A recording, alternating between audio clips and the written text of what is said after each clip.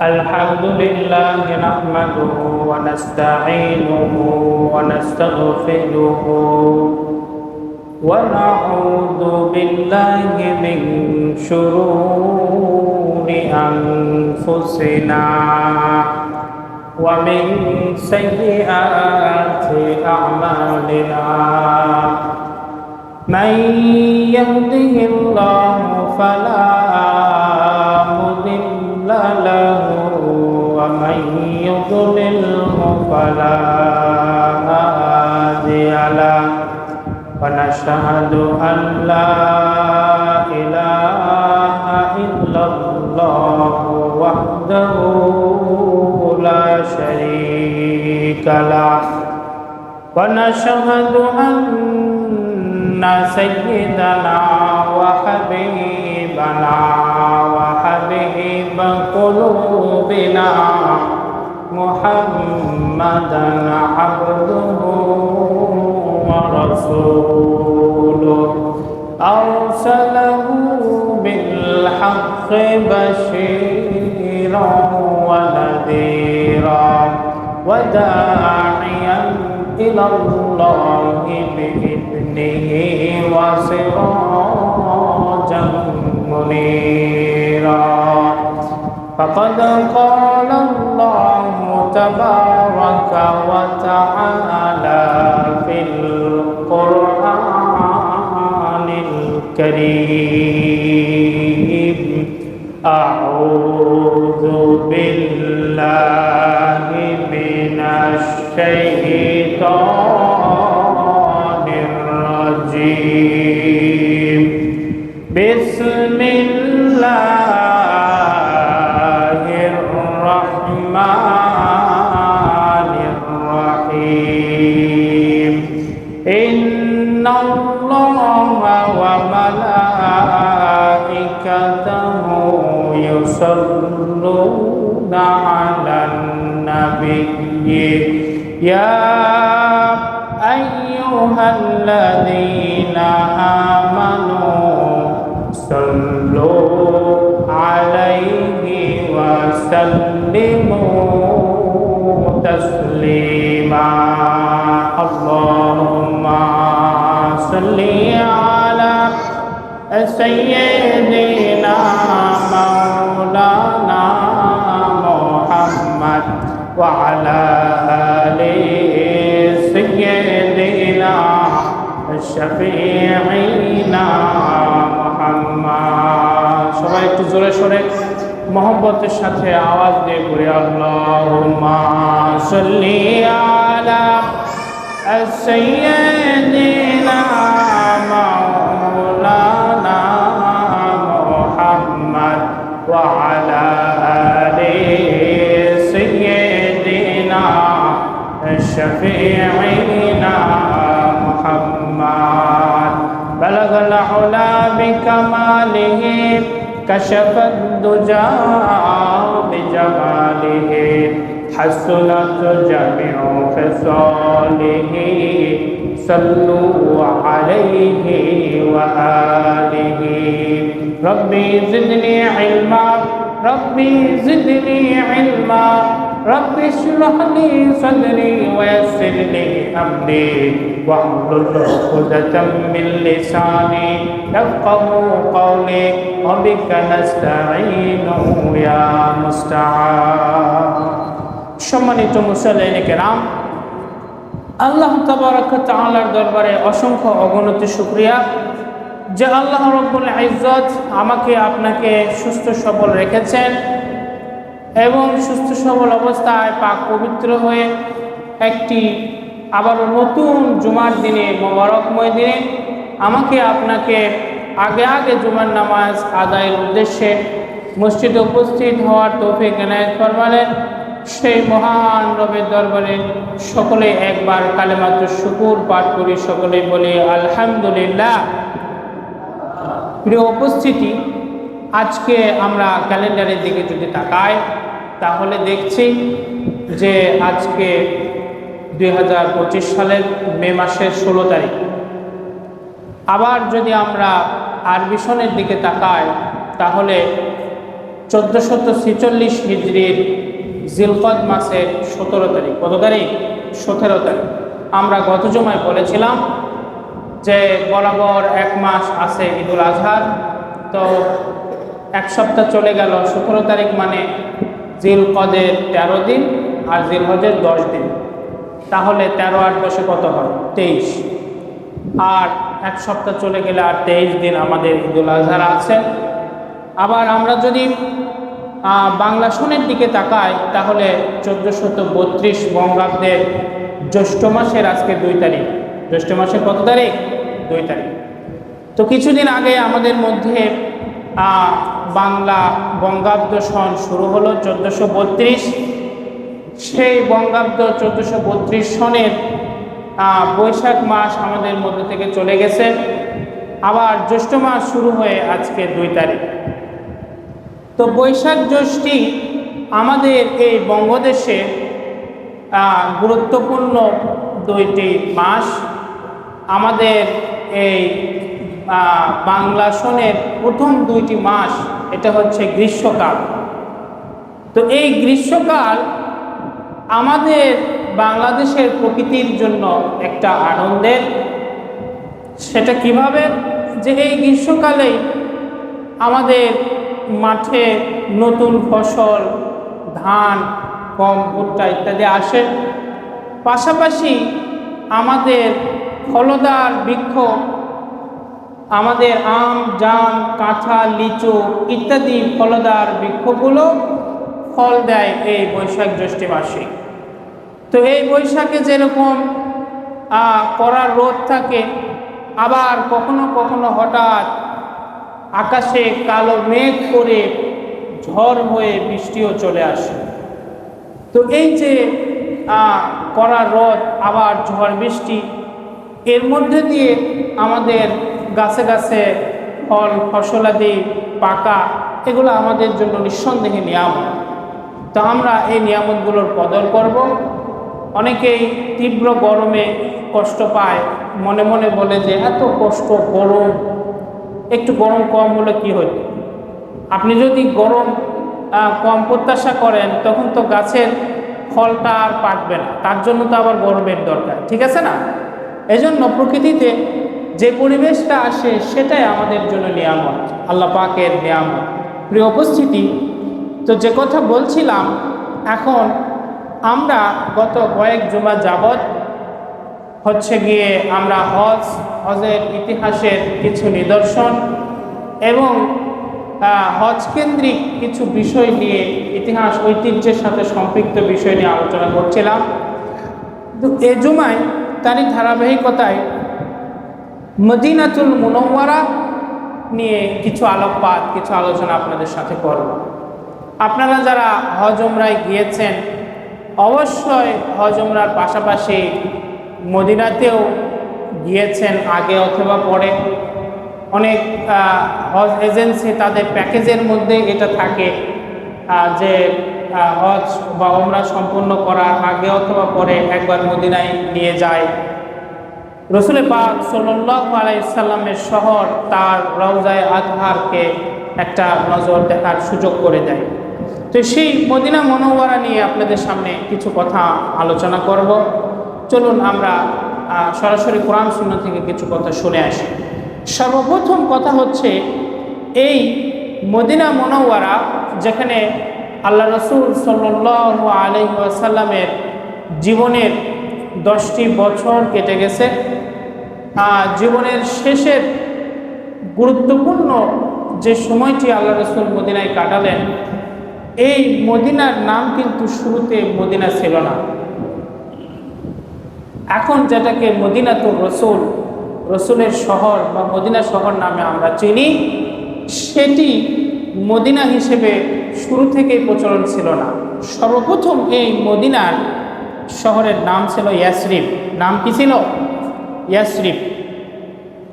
তো এইটাকে আল্লাহর হাবিব সাল্লাল্লাহু আলাইহি সাল্লাম যখন মদিনায় গেলেন তখন তিনি এই নামকে পরিবর্তন করে মদিনা রেখে দিলেন। তো এটা যে ইয়াসরিব ছিল, সেটার একটা বর্ণনা আমরা সরাসরি সহিহ বুখারীতে পাই। আল্লাহ রাসূল বলেছেন, উমিরতু বিকারিয়াতিন তাকুলুল কুরা ওয়া ইয়াকুলুনা ইয়াসরাব ওয়া হিয়াল মাদিনা। রাসূল পাক সাল্লাল্লাহু আলাইহি ওয়াসাল্লাম বলেন, আমাকে মক্কা থেকে হিজরত করে এমন এক জনপদ, এমন এক গ্রামে যাওয়ার জন্য নির্দেশ করা হয়েছে। ইয়াকুলুনা ইয়াসরাব, যেই গ্রাম এবং যেই জনপদকে বলা হয় ইয়াসরাব, ওহিয়া আল মাদিনা, যেটির নাম হলো মদিনা। আল্লাহর হাবিব বললেন, এই ইয়াসরাব জনপদের দিকে উমিরতু বিকারিয়াতিন, আমাকে যাওয়ার জন্য, হিজরত করার জন্য নির্দেশ দেওয়া হয়েছে। তো ইয়াসরিব বা ইয়াসরাব এই শব্দটিকে কেন আল্লাহ রাসূল পরিবর্তন করলেন? কারণ হচ্ছে, ইয়াসরিব শব্দের অর্থ যেটি দাঁড়ায় সেটি সুন্দর নয়। এটির অর্থ আসে তিরস্কার করা, ভৎসনা করা, একে অপরকে দোষারোপ করা, একটি মন্দ গুণ, একটি ব্যাড ভার্চু, একটা মন্দ অর্থ বহন করে বিধায় আল্লাহর হাবিব সাল্লাল্লাহু আলাইহি সাল্লাম এই শহরের নামটাকে পরিবর্তন করেছেন। কথাটি এসেছে এভাবে যে ইয়াকুলুনা ইয়াসরাব ওয়া হিয়াল মাদিনা। ইমাম নববী বলেন, ওয়াসাবাবু কারাহিয়াতি তাসমিয়াতিহা ইয়াসরাব লফজাত তাসরিব আল্লাযী হুয়া তাওবীকু ওয়াল মালামা। যেহেতু ইয়াসরাব শব্দের অর্থ হচ্ছে তিরস্কার, ভৎসনা করা, একে অপরকে দোষারোপ করা, একে অপরের পেছনে লেগে থাকা, এই জন্য এই শহরের নামটিকে ইয়াসরিব থেকে মদিনাতুর রাসূল নামকরণ করা হয়েছে। ইমাম নববী একজন বিখ্যাত মনীষী, সহিহ মুসলিম কিতাবের হাদিসের বিখ্যাত একটি কিতাব সহিহ মুসলিম, এর ব্যাখ্যাকার, প্রসিদ্ধ একজন ব্যাখ্যাকার হচ্ছেন আল ইমাম আন-নববী। উনি প্রসিদ্ধ একজন ইসলামিক স্কলার ছিলেন। তো ইমাম নববী বলেন যে এই কারণে, যেহেতু ইয়াসরাব শব্দের অর্থ তিরস্কার করা, ভৎসনা করা, দোষারোপ করা, এই জন্য এটাকে পরিবর্তন করে মদিনা করা হয়েছে। তো এটা আমরা বিভিন্ন সময় দেখতে পাই যে শুধু শহর বলে কোনো কথা নয়, যদি কোনো মানুষের নামও এমন শব্দে রাখা হইতো যেটার অর্থ ভালো নয়, আল্লাহর হাবিব সাল্লাল্লাহু আলাইহি সাল্লাম সেই মানুষের নামটিও পরিবর্তন করে দিতেন। সাহাবায়ে কেরামের মধ্যে এমন অনেক গল্প পাওয়া যায় যে জাহেলি যুগে তাদের একটা নাম ছিল, সেই নামটি সুন্দর অর্থ বহন করে না। তো তিনি যখন ইসলাম গ্রহণ করলেন, যখন ইসলামের পতাকা তলে চলে আসলেন, তখন আল্লাহ রাসূল সাল্লাল্লাহু আলাইহি সাল্লাম ওই সাহাবীর নাম একটা সুন্দর নামে পরিবর্তন করে দিতেন। এই জন্য হাদিস শরীফের মধ্যে বলা হয়েছে যে সবচাইতে প্রিয় নাম আল্লাহর কাছে হচ্ছে আব্দুল্লাহ এবং আব্দুর রহমান। তো এটা আমি আমার শিক্ষা জীবনেও দেখেছি। আমাদের মাদ্রাসায় যখন কোনো শিক্ষার্থী ভর্তি হতো, তো ছোটোবেলায় হয়তো বাবা মা এমন কোনো নাম রেখেছে যেটা সুন্দর অর্থবোধক নয়, তো তারা এটাকে পরিবর্তন করে দিতেন যদি ডকুমেন্টারিতে তৈরি হয়ে না থাকতো। তো এইটা খুবই গুরুত্বপূর্ণ একটি বিষয়। শহর হোক, গ্রাম হোক, প্রতিষ্ঠান হোক, ব্যক্তি হোক, যদি কোনো নাম এমন থাকে যেটা সুন্দর নয়, তাহলে সেটার নাম অবশ্যই পরিবর্তন করে একটা সুন্দর অর্থবোধক নাম রাখা, এটা একটি সুন্নাহ, এটি পাওয়া যায়। তাহলে আমরা জানলাম যে মদিনা, যে শহরে রাসূল পাক সাল্লাল্লাহু আলাইহি সাল্লামের জীবনে গুরুত্বপূর্ণ সময়গুলো কেটেছেন, সেই মদিনার পুরাতন নাম ছিল ইয়াসরাব। আবার এই মদিনার কয়েকটি নাম রয়েছে, একটি নাম হলো তবা, আরেকটি নাম হলো তয়্যিবা, আবার আরেকটি নাম হলো আদ্দার। তো এরকম বিভিন্ন রকমের নাম কোরআন সুন্নাহয় পাওয়া যায়। তো হজের সফরে যখন আমরা কাবা বাইতুল্লাহ তওয়াফ করার জন্য, হজ অথবা উমরার জন্য যাই, তখন হজ উমরার পাশাপাশি আগে অথবা পরে রসুলের শহরে যাওয়া, মসজিদে নববীতে যাওয়া, এটি একটি মুস্তাহাব এবং পছন্দনীয় আমল। এই জন্য যে পৃথিবীতে 3টি মসজিদ রয়েছে এমন, যেটার জন্য স্পেশালি বিশেষভাবে ঘটা করে আয়োজন করে গিয়ে সেখানে নামাজ পড়া যায়। শুধু যায় নয়, বরং সেখানে নামাজ পড়লে আলাদা বিশেষ সওয়াবের কথা উল্লেখ হয়েছে। সেই 3টি মসজিদের মধ্যে একটি হলো মসজিদে নববী বা আল্লাহ রসুল সাল্লাল্লাহু আলাইহি সাল্লামের মদিনায় যে বসতভিটা ছিল তার পাশের যে মসজিদ সেটি। এই কথাটিকে সহিহ বুখারীতে এভাবে এসেছে, লা তুশাদ্দুর রিহাল ইল্লা ইলা সালাসাতি মাসাজিদা আল মসজিদিল হারাম ওয়া মসজিদির রাসূল সাল্লাল্লাহু আলাইহি ওয়াসাল্লাম ওয়া মসজিদিল আকসা। আল্লাহর হাবিব সাল্লাল্লাহু আলাইহি সাল্লাম বলেন, মসজিদুল হারাম তথা মক্কা শরীফ, মক্কা শরীফের কাবা বাইতুল্লাহ যেখানে সেই মসজিদুল হারাম, এবং মসজিদুর রসুল, রসুল পাক সাল্লাল্লাহু আলাইহি সাল্লামের মদিনায় যেখানে বসতভিটা ছিল তার পাশে যে মসজিদ, মসজিদে নববী, ওয়া মসজিদুল আকসা এবং ফিলিস্তিনের মসজিদে আকসা, এই 3টি মসজিদ ব্যতীত পৃথিবীর কোনো মসজিদে আলাদাভাবে নামাজের উদ্দেশ্যে আয়োজন করে যাওয়ার কোনো সুযোগ নেই। আলাদাভাবে পুরো পৃথিবীর ভিতরে এই 3টা মসজিদেরই কেবল পৃথক বৈশিষ্ট্য কোরআন সুন্নাহ থেকে পাওয়া যায়, ইসলামে বর্ণিত আছে। এছাড়া যত মসজিদ পৃথিবীর বুকে শুরু থেকে নিয়ে, ইসলামের শুরু থেকে নিয়ে আজ পর্যন্ত তৈরি হয়েছে এবং আগামীতে হবে, সবগুলো বরাবর, আলাদা কোনো ফাওকিয়াত, কোনো মর্যাদা, সিগনিফিক্যান্স সেখানে নাই, কেবলমাত্র এই 3টি মসজিদ ব্যতীত। এই জন্য যদি কোনোদিন সুযোগ হয় হজ উমরা করতে যাওয়ার মক্কায়, অবশ্যই মদিনায় একটা বার হলেও যাবেন। মসজিদে নববীতে গিয়ে রাসূল পাক সাল্লাল্লাহু আলাইহি সাল্লামের রওজায়ে আতহার কবর মোবারক জিয়ারত করে সেই মসজিদে 2-4 রাকাত নামাজ পড়ে আসার চেষ্টা করবেন ইনশাআল্লাহ। প্রিয় উপস্থিতি, তো এই যে মদিনা, মদিনাতুর রসুল, এটি অনেকগুলো ফজিলত রয়েছে। আল্লাহর হাবিব সাল্লাল্লাহু আলাইহি সাল্লাম যখন মক্কা থেকে হিজরত করে মদিনায় গেলেন, তো ওই ইয়াসরিব বা মদিনায় পৌঁছার পরে তার যে উটনীটি ছিল, এই উটনীটি সর্বপ্রথম যে জায়গায় বসে, কাসওয়া নামক এই উটনীটি, যে জায়গায় সফর শেষ করে রাস্তার পথ অতিক্রম করে মদিনা শহরের যে জায়গায় উটনীটি বসেছিলেন বিশ্রামের জন্য সর্বপ্রথম, সেই জায়গাটা দুটা ছেলের ছিল, ছোট, তাদের অভিভাবক ছিল না, তাদের কাছ থেকে 2 ভাই সাহাল এবং সোহাইল, তাদের কাছ থেকে 10 দিনারের বিনিময়ে আল্লাহ রসুল সাল্লাল্লাহু আলাইহি সাল্লাম ওই জায়গাটি কিনে নিয়েছিলেন। তো ওই যে 10 দিনারের বিনিময়ে সাহাল এবং সোহাইলের কাছ থেকে যে জায়গাটি কিনে নিলেন, তার পুরোটাই মসজিদে নববী হিসেবে আজকে যে জায়গাটা মসজিদে নববী হিসেবে আছে সেখানে, এবং সেই জায়গার এক কোণায় আল্লাহর হাবিব সাল্লাল্লাহু আলাইহি সাল্লাম নিজের জন্য বাসা তৈরি করেছিলেন। এজন্য মসজিদে নববী এবং তার সাথেই লাগানো রসুলের এবং তার স্ত্রীগণের থাকার হুজরাখানা গৃহ ছিল। এখন পর্যন্ত সেগুলো নিদর্শন আছে। তো আবার ঠিক রসুল পাক সাল্লাল্লাহু আলাইহি সাল্লাম চার যে হুজরাখানা বিবিগণের এবং তার পাশে যে মসজিদে নববী, আজও সেগুলো তিনি শায়িত আছেন, তার সাহাবায়ে কেরাম, নিকটস্থ সাহাবায়ে কেরামরা শায়িত আছেন, এবং তার পাশেই কিন্তু জান্নাতুল বাকি। এই জান্নাতুল বাকিতে বলা হয়ে থাকে, কিতাবে এসেছে প্রায় 10,000-এর মতো সাহাবায়ে আজমাইনের কবর জান্নাতুল বাকিতে রয়েছে। তো আমরা আজকে জুমায় সংক্ষিপ্ত পরিসরে আপনাদের সামনে যেটি উল্লেখ করার চেষ্টা করলাম, যে এই মদিনাতুর রসুল, এটির একটা সিগনিফিকেন্স আছে, মসজিদে নববীর একটা গুরুত্ব আছে।